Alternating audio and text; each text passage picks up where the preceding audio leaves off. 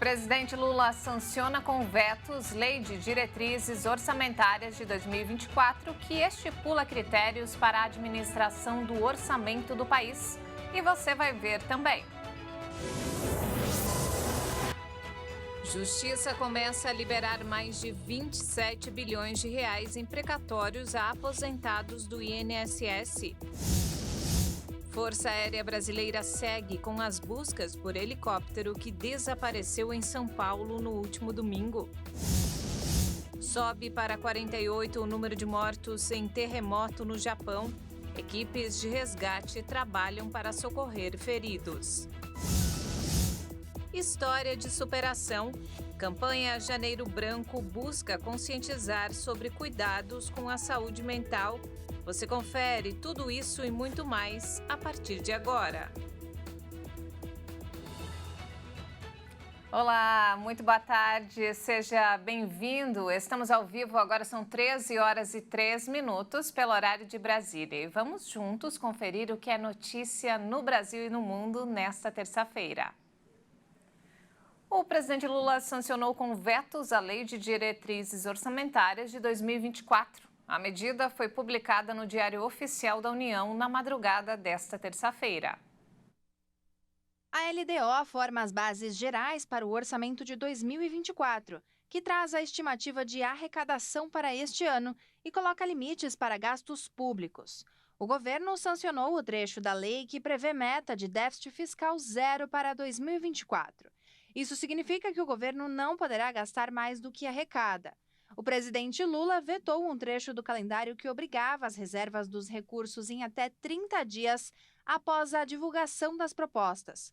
O governo também vetou um inciso que determinava que todo o pagamento deveria ser feito ainda no primeiro semestre de 2024, no caso de transferências fundo a fundo, ou seja, da União para os entes federados, para as áreas de saúde e de assistência social. Entre os trechos vetados também está um cronograma definido pelo governo para a execução das emendas parlamentares, que tinham o objetivo de aumentar o poder do parlamento sobre os gastos e, com isso, diminuir a barganha para liberar o dinheiro na véspera de votações importantes.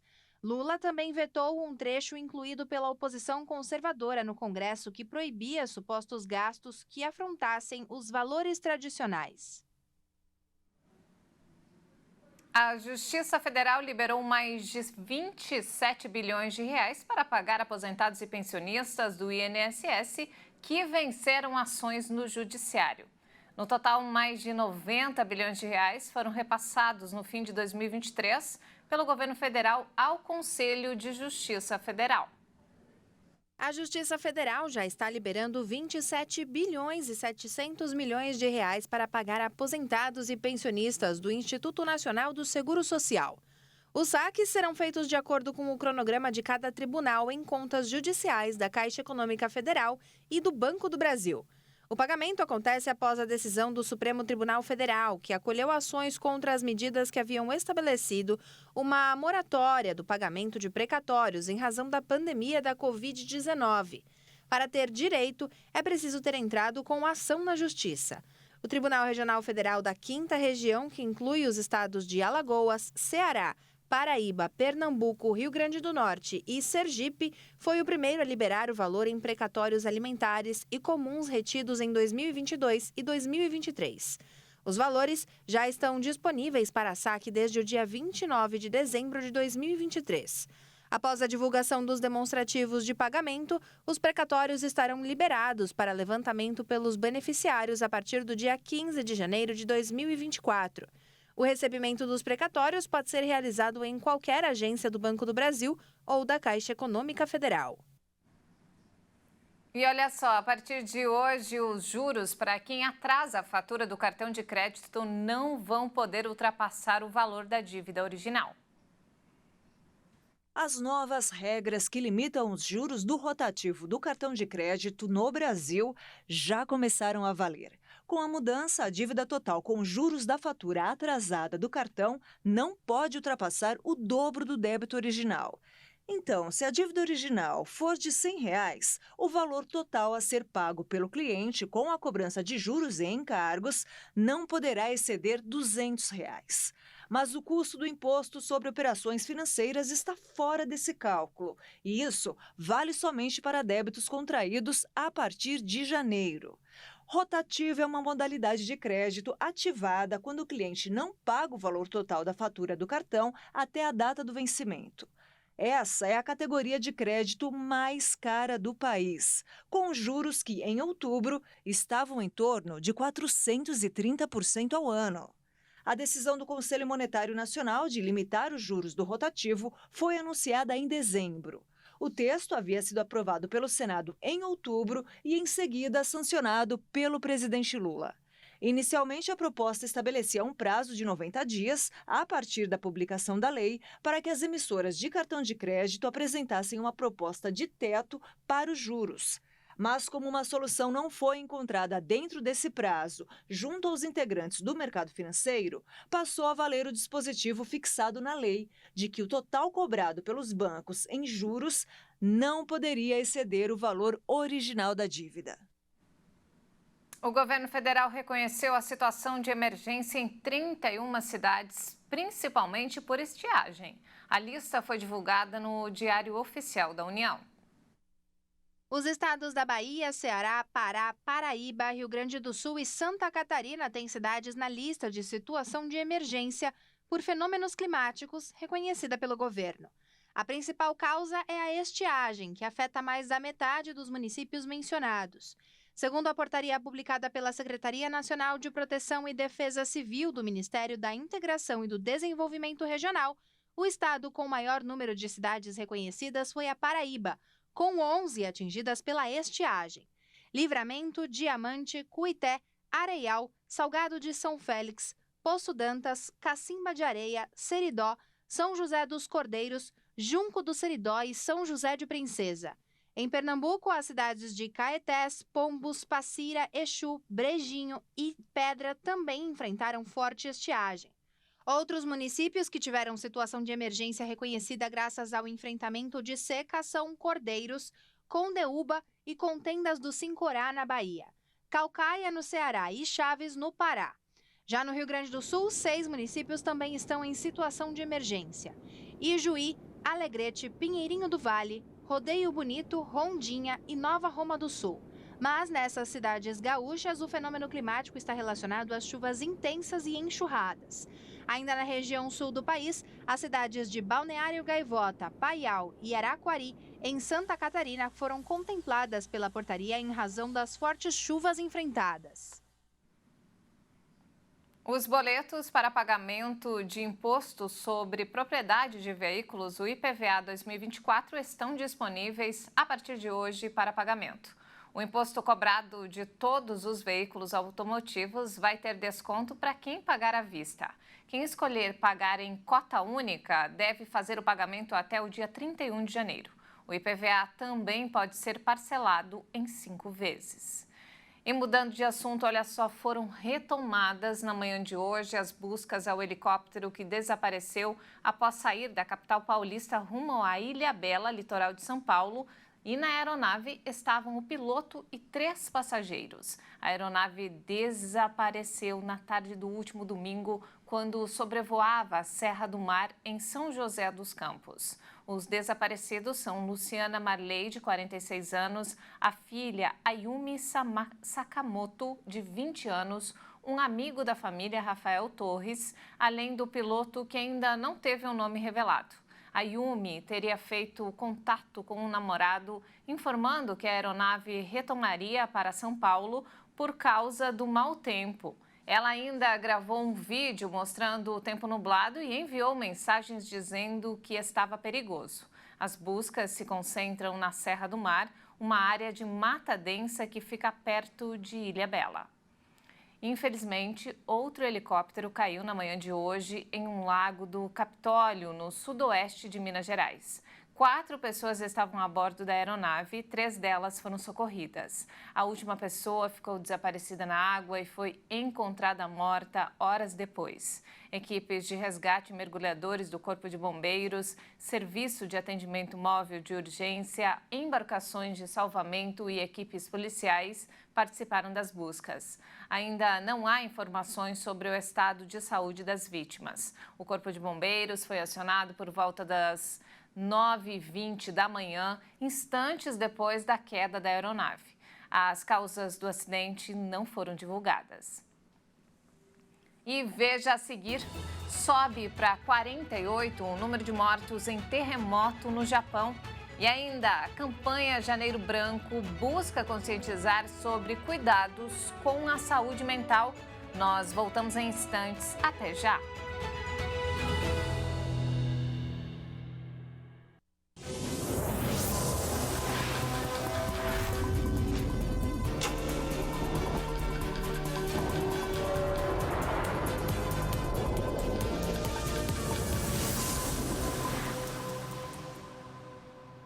E nós estamos de volta, 13h16 pelo horário de Brasília.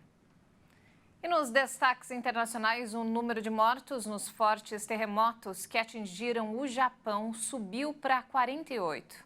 As equipes de resgate continuam as buscas por sobreviventes. Socorristas japoneses correm contra o tempo para resgatar os sobreviventes do violento terremoto que sacudiu o centro do país no primeiro dia de 2024, deixando dezenas de mortos e danos importantes. O tremor abalou a província de Ishikawa, na península de Noto, e deixou muitas pessoas bloqueadas. Os bombeiros receberam chamados para socorrer pessoas que estão presas sob os escombros. Muitas construções desabaram e as estradas que ligam o epicentro do terremoto sofreram rachaduras. Quase 45 mil casas estão sem energia elétrica em um momento em que a região registra baixas temperaturas.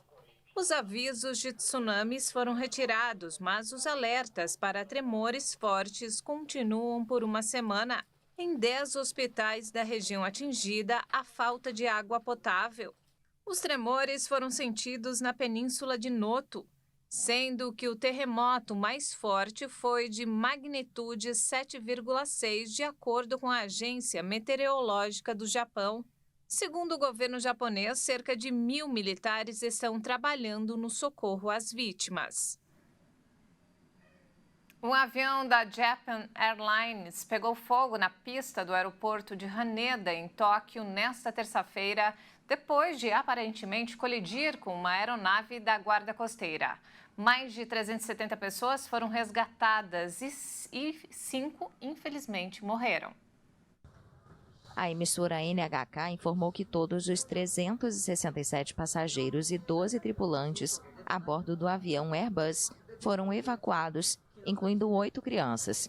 Mas apenas um passageiro conseguiu sair da outra aeronave e 5 pessoas morreram. A agência de notícias Jiji informou que o avião da Guarda Costeira iria ajudar nos esforços de resgate após um grande terremoto que sacudiu o centro do Japão na segunda-feira. O Ministério de Terras, Infraestrutura, Transporte e Turismo está investigando o caso. O Japão não sofria um acidente grave de aviação comercial há décadas. O pior de todos os tempos foi em 1985, quando um jumbo JAL voando de Tóquio para Osaka caiu na região central de Gunma, matando 520 passageiros e tripulantes em um dos acidentes mais mortais da aviação. O líder da oposição da Coreia do Sul, Lee Jae-myung, foi esfaqueado durante uma visita a uma cidade portuária do país. De acordo com uma agência de notícias estatal, Lee foi esfaqueado no pescoço enquanto conversava com jornalistas. O político estava em Busan para visitar obras de um novo aeroporto. O agressor se aproximou de Lee fingindo ser um apoiador e afirmando que queria um autógrafo. Em seguida, o homem atacou o político. Ele foi detido no local. E falando agora sobre o conflito no leste europeu, o exército russo lançou nesta terça-feira novos ataques aéreos maciços contra a Ucrânia, matando pelo menos 5 civis e deixando mais de 90 feridos. As autoridades informaram ainda que mais de 250 mil pessoas ficaram sem eletricidade na capital Kiev. No Telegram, o presidente Volodymyr Zelensky denunciou o que chamou de campanha russa de terror. As mortes foram registradas em Kiev e arredores e em Kharkiv. Segundo o exército ucraniano, a Rússia disparou 99 mísseis e 72 deles foram derrubados pelas defesas antiaéreas ucranianas. Na véspera, o presidente russo Vladimir Putin prometeu intensificar os bombardeios na Ucrânia em resposta ao ataque que deixou 25 mortos e 109 feridos no sábado em Belgorod. O Ministério Ucraniano do Interior denunciou bombardeios maciços que atingiram edifícios residenciais, armazéns e infraestruturas. Kiev tem enfrentado dificuldades nas últimas semanas para obter mais ajuda militar de seus aliados ocidentais. E quase 2 anos após o início da invasão, a Rússia parece estar novamente intensificando os ataques aéreos. Nos últimos dias, várias mortes foram registradas na Ucrânia após uma série de ataques com mísseis lançados por Moscou. O exército de Israel alertou que a guerra em Gaza continuará ao longo de 2024, enquanto bombardeios implacáveis mataram dezenas de pessoas em toda a extensão do território palestino. O Ministério da Saúde do governo do Hamas disse que ao menos 24 morreram devido aos últimos ataques israelenses e que 15 corpos da mesma família foram recuperados dos escombros em Jabalia, na região norte do enclave. O sistema de defesa antiaéreo de Israel interceptou diversos foguetes lançados pelo movimento islamista à meia-noite durante a virada de ano. O Ministério da Saúde, subordinado ao Hamas, informou que mais de 21.978 pessoas já foram mortas em Gaza, a maioria mulheres e menores de idade, desde o início da guerra em 7 de outubro, após um ataque sem precedentes do grupo que governa o enclave contra Israel. Ao menos 172 soldados israelenses perderam a vida nos combates, segundo dados fornecidos pelo Exército. 129 dos 250 reféns sequestrados pelo Hamas ainda permanecem em cativeiro no território palestino. E de volta ao Brasil, olha só, 2024 começou e junto com ele teve início a campanha Janeiro Branco para a promoção da saúde mental. Para falar dessa ação, vamos mostrar uma história de superação que tem como pano de fundo a corrida de São Silvestre realizada todo dia 31 de dezembro aqui em São Paulo. Para os apaixonados por corrida, participar de uma São Silvestre no último dia do ano significa realização. Mas para a Flávia é mais do que isso. É uma prova que eu vou correr para agradecer mesmo, para agradecer, porque a energia da prova é incrível. Eu corro agradecendo, chorando mesmo de emoção, porque é uma alegria estar ali com tanta gente na mesma conexão, né? Que é a conexão com a vida, com o esporte, com a saúde. Saúde física e mental.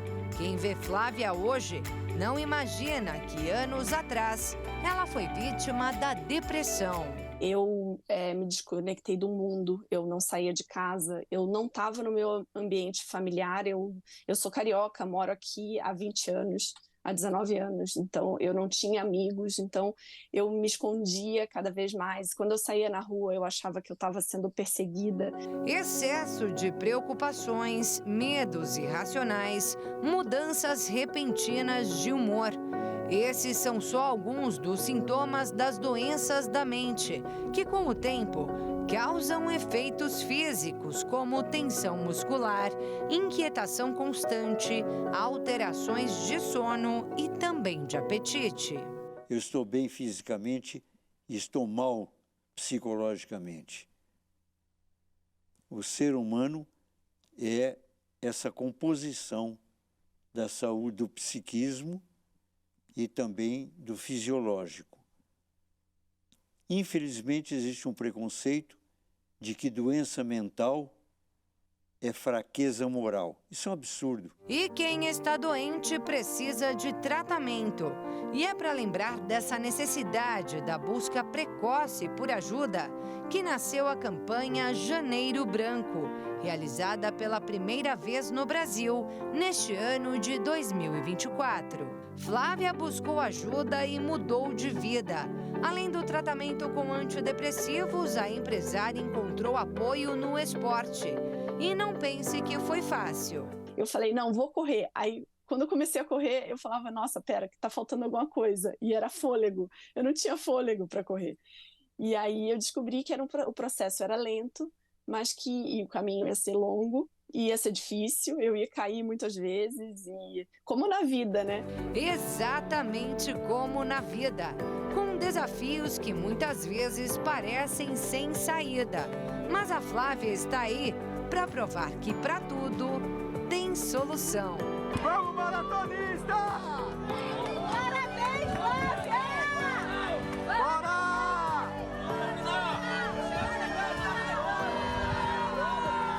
A atleta que hoje corre a São Silvestre sabe exatamente o significado da palavra superação no esporte e na vida. O processo foi tão duro, foi tão intenso, e que eu poderia não estar aqui, mas o que me fez estar aqui para contar essa história, foi há 10 anos atrás que eu resolvi mudar, que eu tomei essa atitude para a transformação. Então, o que eu falo aqui para vocês é: peçam ajuda. A ajuda vai te salvar.